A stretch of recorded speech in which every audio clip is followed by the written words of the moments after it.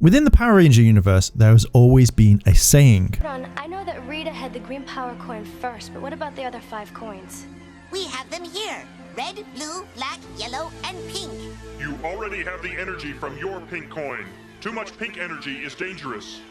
And this is true, but only in Mighty Morphin Power Rangers because we've seen so many pink Rangers, or did Zordon just mean Mighty Morphing Pink Energy? Now, anytime there's been 2 pink MMPR Rangers, this line has always come up. The first time we heard this line was in Wild West Rangers, where Kimberly went back in time, went to the command center, getting the coins and taking the coins and defeating Goldar and the cactus monster. Dear God, so many coins in that one sentence. Anyway, why couldn't there be 2 pink Rangers? And if we think about it, the power being all raw power, then activating it could mean an explosion, or that it could have wiped out the pink power coin. The series doesn't really explain it, it just says it in quick lines. So how do we kind of gauge the actual power? Now, I think there could be 2 ways. First, the energy being tapped into, it's like a massive rush, like a geyser.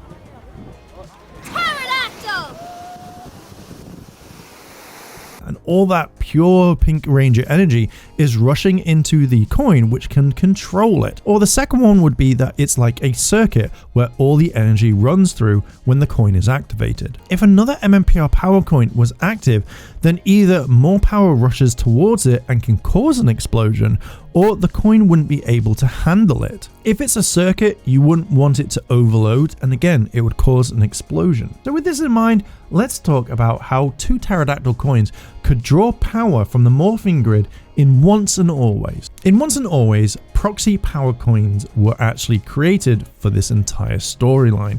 We made these proxy power coins as a contingency. Now all of you can use dino powers. Well, Zordon was very clear.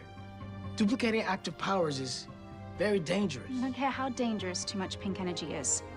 Once a ranger, always a ranger. But this is how I think it would work and how it's possible. At the very beginning of Once and Always, we see Kimberly and the others start fighting the monsters. Both Jason, Kimberly, and Tommy were turned into toy figures for Robo-Rita. Let's say Kimberly wasn't actually turned into a toy. We wouldn't have had Catherine back because obviously we wouldn't have been able to have another power coin because the actual power coin would be there. So that would be like null and void for that one. So as I just said, Kimberly was actually shrunk down. And with this, her power level at the same time. Let's look at it like this.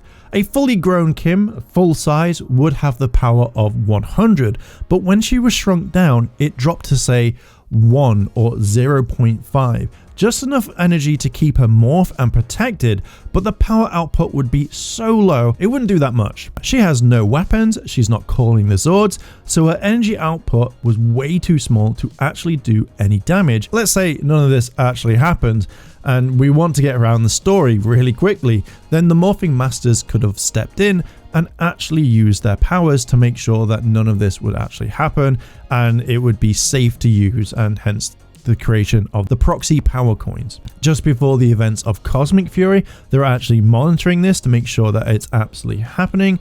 Otherwise, if they weren't there, then it would just blow up and everyone would be like, God damn, Billy, you've just literally done more bad than good. When we also look at this, maybe this is the reason why Rocky could also use his power coin. The power element from Jason was so low, it drops down so much that, again, nothing major happens. Think of it as like a river, but then like some water kind of offsets to make a very small stream.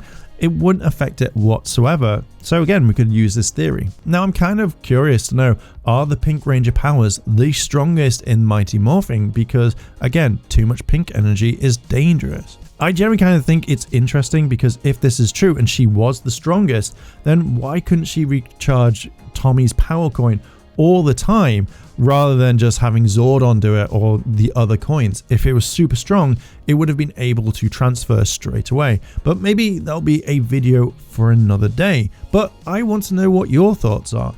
Do you think that this is right? Do you think that I am wrong? Let me know down below in the comments. Now, if you like this sort of content, like and subscribe, and why not check out the Patreon or the channel memberships.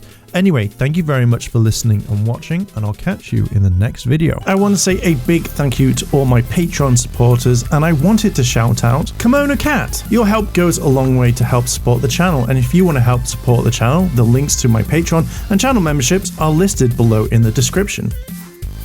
あらあら、チャンネルをサポートしてくれてありがとう。チャンネル登録、高評価お願い。以下のリンクから商品を入手することができるよ。